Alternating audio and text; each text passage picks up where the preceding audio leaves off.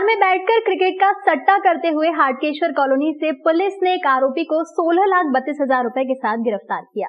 Ujjain police को cricket के सट्टे में शिकंजा कसने में लगातार सफलता मिल रही है। ऐसा ही एक मामला सोमवार शाम को देखने को मिला। सीएसपी विनोद कुमार मीणा ने थाना प्रभारी तरुण कुरील के साथ हाटकेश्वर कॉलोनी में दबिश दी। यहाँ एक कार के अंदर आरोपी क्रिकेट के सट्टे का कारोबार कर रहा था। पुलिस ने आरोपी के पास से 16,32,000 रुपए नगद और 3 मोबाइल जब्त किए हैं। इसके साथ ही सट्टे के लाखों रुपए के कारोबार के दस्तावेज भी जब्त किए हैं। पुलिस आरोपी से पूछताछ कर रही है। अरे बहुत कर देंगे, आप उसका टेंशन छोड़ दो, पूछने का मतलब ही है।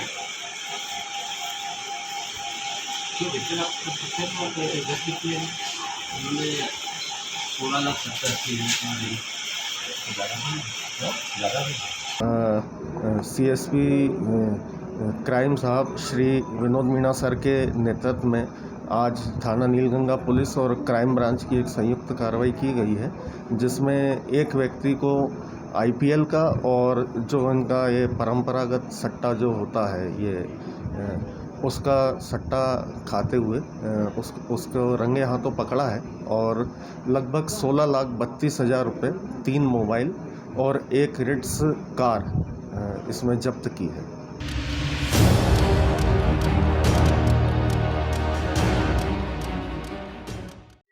कृषि उपज मंडी में फिर किसानों के साथ धोखाधड़ी। रिमोट कंट्रोल के माध्यम से व्यापारी तोल में कर रहे हैं गड़बड़ी। 90 किलो के तोल पर व्यापारी कर रहे हैं 7 किलो उपज की चोरी। किसानों को शक हुआ तो चोरी पकड़ी गई। उज्जैन कृषि उपज मंडी में किसानों के साथ धोखाधड़ी करने के मामले रुकने का नाम नहीं ले रहे हैं। व्यापारी किसानों को चूना लगाकर लगातार नए नए तरीके निकाल रहे हैं। सोमवार को भी ऐसा ही मामला सामने आया। आजकल इलेक्ट्रॉनिक तोल कांटे पर ही किसानों की उपज तोली जाती है। इलेक्ट्रॉनिक तोल कांटे का फायदा उठाते हुए व्यापारियों ने रिमोट कंट्रोल के माध्यम से किसानों के साथ धोखाधड़ी की। व्यापारी रिमोट कंट्रोल के माध्यम से तोल में गड़बड़ी कर 90 किलो के तोल पर 7 किलो उपज की चोरी कर रहे थे।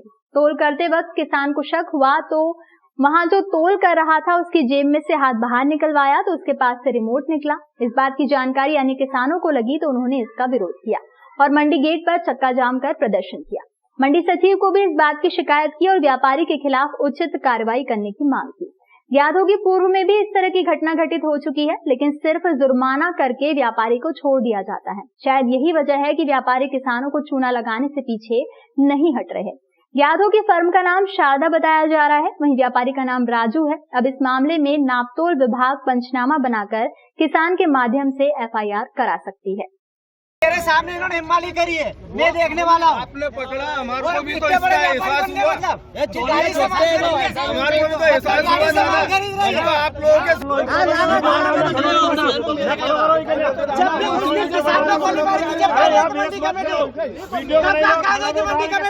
मैं सोयाबीन लेके आया था 25-30 बोरी जो भी मेरी भरी थी यहाँ पे पड़ी है, अभी तुली नहीं थी तो ये ना जेब में हाथ डाल के जैसे बोरी तुलने लगी और ये जेब में हाथ भर के मतलब रिमोट से, ये वाला रिमोट है, इससे बटन दबा रहा था बार बार ये। तो मैंने इसको देखा, इसके जेब देखा तो इसके जेब में से निकला ये रिमोट और ये 90 किलो पे 7 किलो माल काट रहा था एक बोरी पे। एक बोरी शारदा के नाम से आज किसान लेके आए थे माल सोयाबीन मंडी में और जब इन्होंने यहाँ पे तोल चालू हुआ तो इनको जो तोलने वाला था उसकी जेब में रिमोट रखा हुआ था, तो वह रिमोट से कुछ जैसे जेब में कुछ कर रहा था, इनको कुछ शक हुआ तो इन्होंने फिर बोला कि यार कुछ चोरी हो रही है। इन्होंने देखा तो रिमोट से यहाँ चोरी चल रही थी। एक मतलब 90 किलो पे 7 किलो की चोरी इस रिमोट से हो रही है यहाँ पर। और यह एक चोरी नहीं, इसके पहले मैंने स्वयं ने कई कांटे पकड़े हैं आपके सामने, आपको भी हमने बुलाया था और मंडी सचिव मीडिया को सबको हमने अवगत कराया था इस चीज़ से। लेकिन यह जो चोरी की प्रक्रिया लगातार चल रही है और अभी भी कई कांटों पे चोरी चल रही है। ये बिल्कुल कहना गलत है कि मंडी जाती है। हम अपना नियमित रेगुलर काम करें, जैसे शिविर में लगाते हैं, समय पे कांटों की भी जाँच भी की जाती है। आपने चेकिंग करी थी? अभी करीब 4 महीने पहले चेक हुई, ज्यादा टाइम नहीं हुआ। के बाद कई बार कांटे किसानों अभी देखो आरोप लगा रहे हैं, ठीक है, हमारे पास कोई भी शिकायत नहीं। अभी आज तुरंत शिकायत है, तुरंत आए यहाँ पर। ऐसा नहीं घंटे से चल रहा है, कौन सी तुरंत आए? हमें जब शिकायत मिली तब हम तुरंत आए और वहाँ खड़े रहे, मालूम पड़ा काटा वहाँ से लेके यहाँ आ गए तो हम वेट कर रहे, फिर हम यहाँ पर आए। मंडी परिसर में एक व्यापारी के द्वारा अपने इलेक्ट्रॉनिक तोल कांटे में कोई चिप लगा के रिमोट कंट्रोल के द्वारा वजन को कम तोला जा रहा था। ये बात किसान के द्वारा पकड़ी गई, उसके द्वारा आपत्ति ली गई और मंडी के द्वारा इसका निराकरण नहीं किया जा सका तो उनके द्वारा आंशिक रूप से चक्का जाम किया गया था, जो पुलिस के द्वारा समझाई देने पर वैधानिक कार्रवाई का आश्वासन दिया गया, जिसके फलस्वरूप उनके द्वारा चक्का जाम खोला गया है। किसान की रिपोर्ट पर वैधानिक कार्रवाई आरोपी व्यापारी के खिलाफ की जाएगी।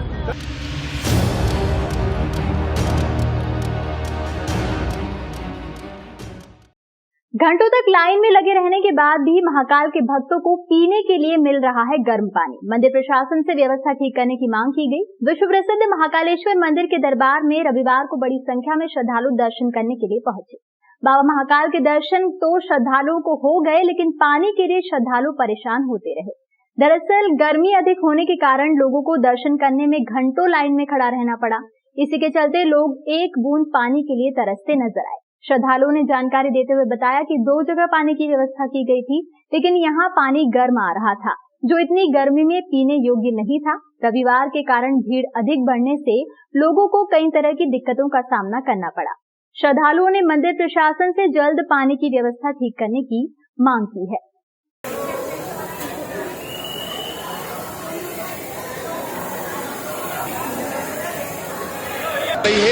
यहाँ पर लोगों को गर्म पानी पीने को मिल रहा है। सिर्फ 2 जगह व्यवस्था की गई है और वहाँ पर भी गर्म पानी मिल रहा है पीने के लिए। इसलिए सरकार से निवेदन है कि यहाँ पर ठंडे पानी की व्यवस्था करें। आज रविवार के कारण यहाँ पर बच्चे और बहुत ज़्यादा भीड़ है, इसलिए प्रशासन से निवेदन है कि यहाँ पर पानी की ठंडी मात्रा में व्यवस्था करें।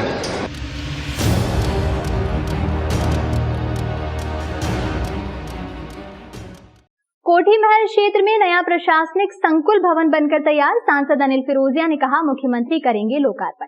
उज्जैन के कोठी महल क्षेत्र में नया प्रशासनिक संकुल भवन बनकर तैयार हो चुका है। सोमवार को सांसद अनिल फिरोजिया ने नए संकुल भवन की विशेषता बताई। ये भवन 27 करोड़ 16 लाख रुपए में बनकर तैयार हुआ है। भवन में संभागायुक्त और कलेक्टर कार्यालय से संबंधित सभी विभाग संचालित होंगे। भवन के भूतल पर वाहनों की पार्किंग, प्रथम तल पर एसडीएम और तहसील कार्यालय, द्वितीय तल पर कलेक्टर कार्यालय और तृतीय तल पर संभागायुक्त कार्यालय होगा। भवन में अलग अलग 4 द्वार और 5 लिफ्ट लगाई गई है।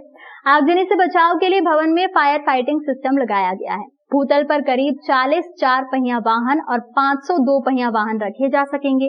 इस भवन का लोकार्पण 26 मई को प्रदेश के मुख्यमंत्री शिवराज सिंह चौहान द्वारा किया जाएगा। माननीय मुख्यमंत्री जी का आगमन है और हमारा जो नया कलेक्ट्रेट बन के तैयार है, तो माननीय मुख्यमंत्री जी उसका लोकार्पण करेंगे। और अमूल डेयरी का भी एक नया प्लांट लग रहा है, उसका वर्चुअल माननीय अमित शाह जी उसका लोकार्पण करने वाले हैं। और माननीय प्रधानमंत्री जी आ रहे हैं और माननीय राष्ट्रपति जी आ रहे हैं, तो उनकी तैयारियों को निरीक्षण करने भी माननीय मुख्यमंत्री जी आ रहे हैं, तो वो निरीक्षण भी हो जाएगा और लोकार्पण भी होगा, कार्यक्रम है।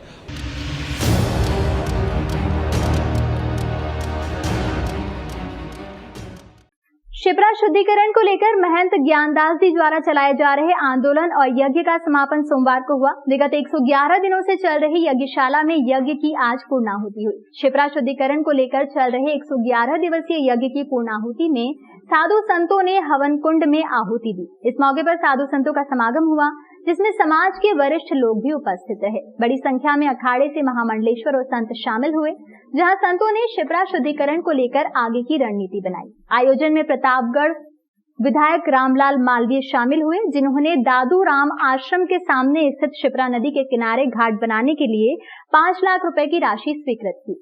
आयोजन के बाद दादूराम आश्रम द्वारा सभी संतों का अतिथियों का शॉल और श्रीफल भेंट कर सम्मान किया गया। सम्माननीय सभी संतजन इस नवीन आश्रम में स्वागत करता हूँ।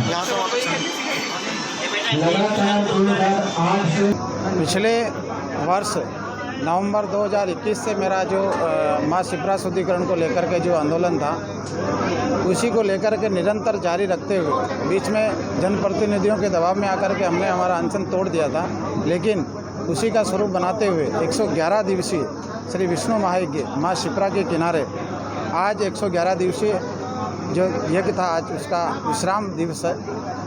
और आज विश्राम ही नहीं, आगे भी हम और इस कार्य को आगे बढ़ाएंगे। तो दादू दयाल जी महाराज के निर्वाण दिवस के उपलक्ष्य में यहाँ दादू दयाल घाट के निर्माण के लिए उन्होंने राशि स्वीकृत की है, जो कि अब आगे भगवान महाकाल की कृपा से वो भी एक कार्य शुरू होगा।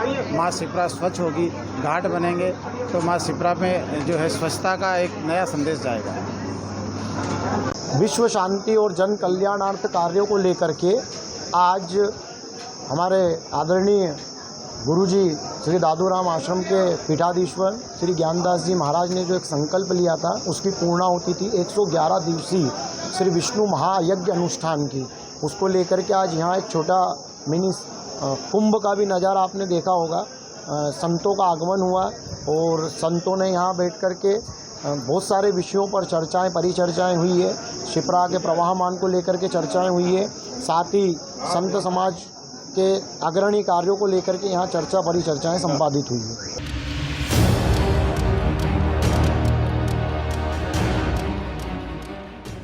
रविवार रात आजाद नगर क्षेत्र में हत्या करने आए एक युवक की ही हत्या की सनसनीखेज वारदात सामने आई है। बताया जा रहा है कि लड़की के चक्कर में एक युवक अपने 3 साथियों को लेकर आया था और हमले के दौरान खुद पर ही चाकू लगने से उसकी मौत हो गई। दरअसल न्यू इंदिरा नगर में शाम के समय ऑटो रिक्शा से 4 युवक राजकुमार सोनकर के गैरेज पर पहुंचे थे।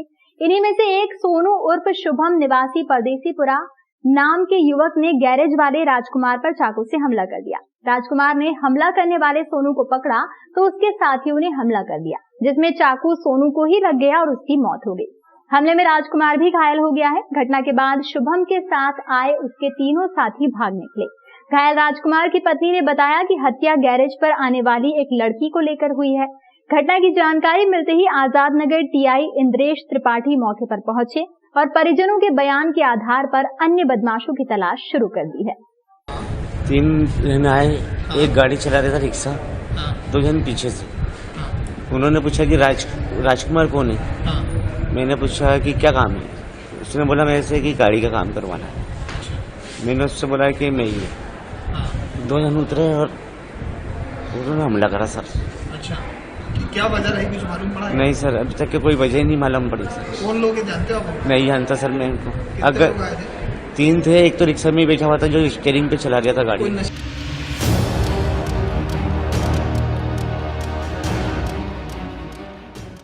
इंदौर के कमला नेहरू प्राणी संग्रहालय में अब महिलाओं को फीडिंग जोन की सुविधा भी मिलेगी। इंदौर जू में संवेदना लोक परमार्थिक संस्था के सहयोग से शिशु दुग्धपान कक्ष की शुरुआत की गई है। यह भारत का एकमात्र जू है जहां पर इस तरह की सुविधा की शुरुआत की गई है।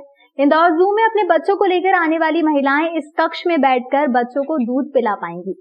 इंदौर जू के प्रभारी उत्तम यादव ने बताया कि चिड़ियाघर में बड़ी संख्या में महिलाएं अपने बच्चों को लेकर आती हैं और उन्हें यहां अपने बच्चों को फीडिंग कराने में समस्या आती थी। इसको लेकर कुछ महिलाओं ने चिड़ियाघर प्रबंधन से इस सुविधा की मांग भी की थी। इसको लेकर चिड़ियाघर प्रबंधन द्वारा संवेदना लोक परमार्थिक संस्था के सदस्यों से चर्चा की गई और जन सुविधाओं को ध्यान में रखते हुए चिड़ियाघर में शिशु दुग्धपान कक्ष की शुरुआत की।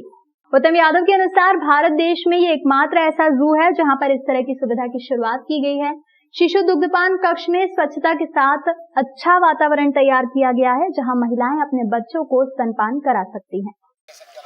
नहीं, बहुत अच्छा है ये इंदौर जू, बहुत ही अच्छी है। इसमें घूमने में काफी टाइम लगता है। ये जो आप लोगों ने ये केंद्र बनाया है बहुत ही अच्छा है। इसी प्रकार से 1-2 और होना चाहिए। बहुत अच्छा लग रहा है। बच्चों को दूध पिलाने का ये कमरा बनाना बहुत अच्छा बना है, क्योंकि बच्चों को धूप लगती है, घाम में बैठ के धूप में बैठ के पिलाते हैं ना, तो बहुत अच्छा बना है। ऐसे 2-4 और बनने चाहिए।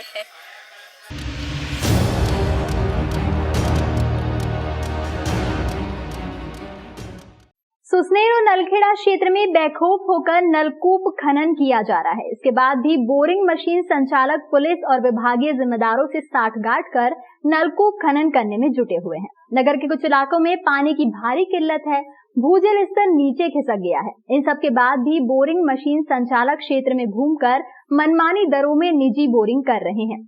प्रतिबंध का असर न होने से समस्या बढ़ गई है। बताया गया कि जिला कलेक्टर अवधेश कुमार शर्मा के आदेश के तहत जिले भर में बिना अनुमति के नलकूप खनन प्रतिबंधित है।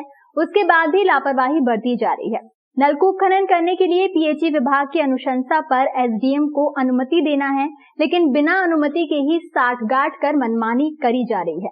क्षेत्र में बोरिंग मशीन संचालक के दलाल सक्रिय है, जो पहले स्थान तय करने के साथ ही लेन देन की बात तय करते हैं और उसके बाद रात में बिना अनुमति के बोरिंग किया जा रहा है।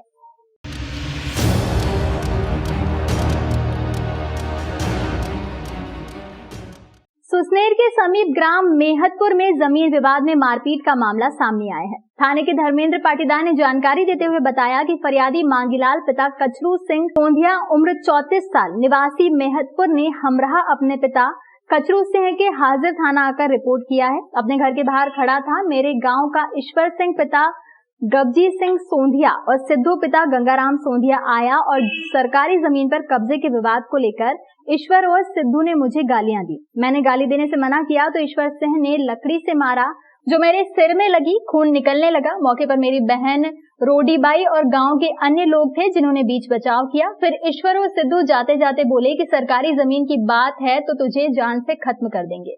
मेरे पिताजी ने 108 एम्बुलेंस बुलाई और अपने पिता के साथ सुसनेर अस्पताल आया जहां मेरा इलाज हुआ। बाद में अपने पिता के साथ थाना रिपोर्ट कराने आया हूं, जिसके बाद पुलिस ने प्रकरण दर्ज कर मामले की जांच शुरू कर दी है।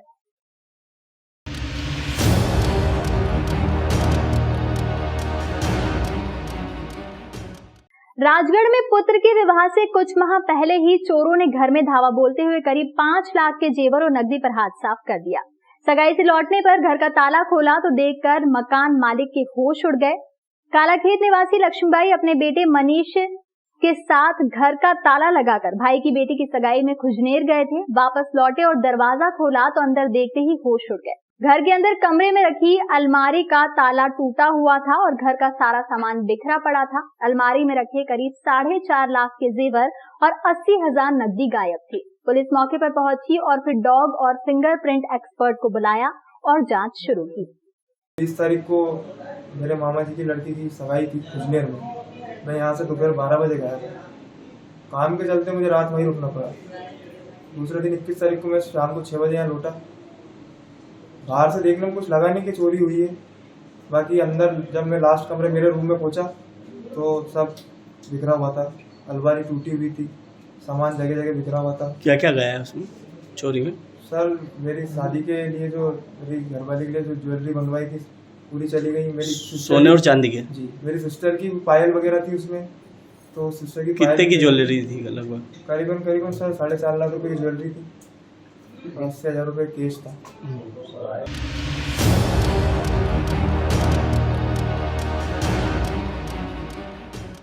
दलित नाबालिग पीड़िता से दुष्कर्म करने और पीड़िता को आत्महत्या के लिए उकसाने वाले आरोपियों को किया गया गिरफ्तार।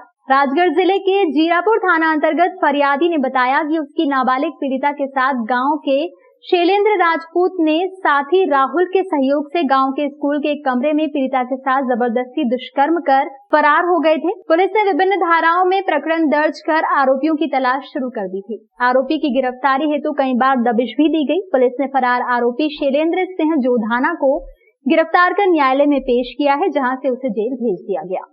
दिनांक 17/5/2022 को फरियादी संतराबाई ने थाना जीरापुर में आकर एक रिपोर्ट की कि उसकी नाबालिग बालिका प्रिया वर्मा ने छेड़छाड़ करने पर एक आरोपी द्वारा शैलेंद्र राजपूत द्वारा छेड़छाड़ करने पर शर्म की वजह से सरपास की गोली खा ली है, जिसको इलाज हेतु अस्पताल भर्ती कराया गया था।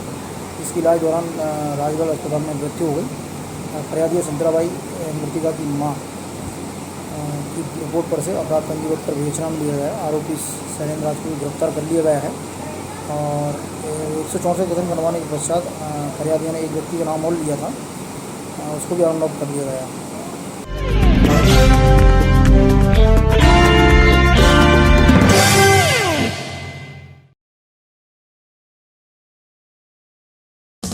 देश विदेश गांव शहर सब पे नजर, सबकी खबर, नया रूप है नए है रंग, सबको समेटे अपने संग। आपका अपना शहर का सपना दैनिक अवंतिका, दैनिक अवंतिका, दैनिक अवंतिका।